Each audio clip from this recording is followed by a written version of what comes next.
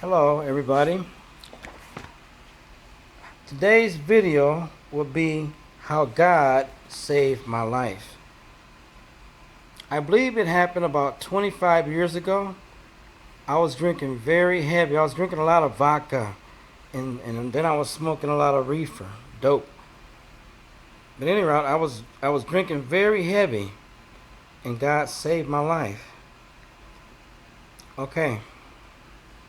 It happened when I was drinking and then I blacked out at the wheel while I'm parked, and I woke up. Some guy was trying to take my watch off my hand, and I told him, "Get out of my car now." After that, I bought more vodka and I was trying to make it home, but I blacked out at the wheel. But this time, I wake up and the police and the ambulance are there. I guess I had blacked out at the steering wheel and my feet was on the brake and the car was still running, stopped at a stoplight. They told me this when they took me down to the station. I'm like, I did all that? I don't even know how I even managed. I don't even know how I was even there with my feet on the brake and the car still running. But anyway, I went to jail, but I bonded out.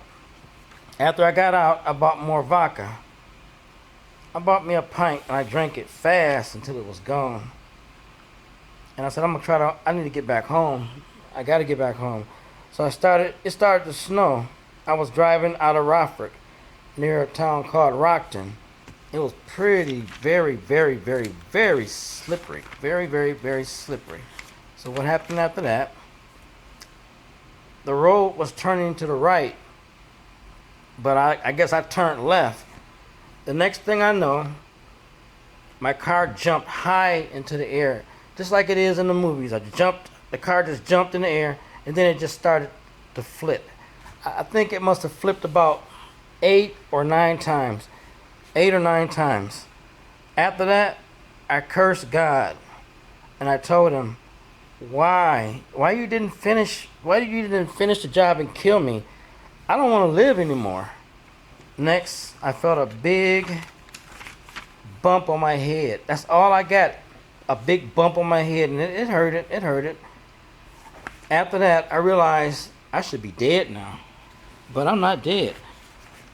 Next, I got out of the car, and I seen all the damage that I did to the car, and I'm in the middle of an icy cornfield. I don't even know how I'm gonna make it back home. How I'm gonna get back to Rockford. I don't know what's gonna happen to me out here. It's cold.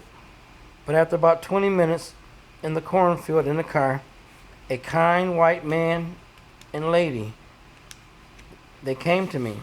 They said, "Sir, you really far off in that cornfield. Do you need a ride home?" I said, "Yes." They said, "We'll take you home." I said, "Oh, okay, I really appreciate it." They took me back to Rockford. I told them, "Thank you." Maybe after 15 minutes of being home, the ambulance, the police came knocking on my door.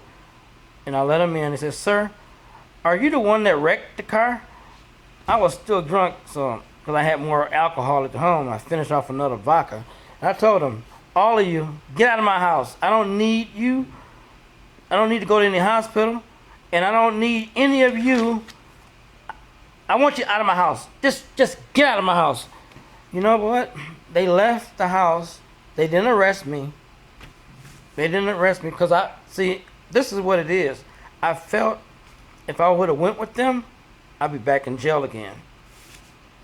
But you know what? The sad thing about all this, I didn't thank God for saving my life because I should have died in that car wreck. God saved me. He let me live, so that means I have a purpose in this life. I have a purpose in this life, even if I'm a drug addict and a drunk. Even a drunk and a drug addict has a purpose. And the big man upstairs, he come and save you for that purpose. But after that, I didn't go to God. I didn't go to God. But just remember, if you don't come to Jesus, you will always be in trouble. Well, with that said, I have more to tell you in my next video. I guess I will end this video. I just want to say goodbye for now, and thank you for listening to me. Peace. Love God.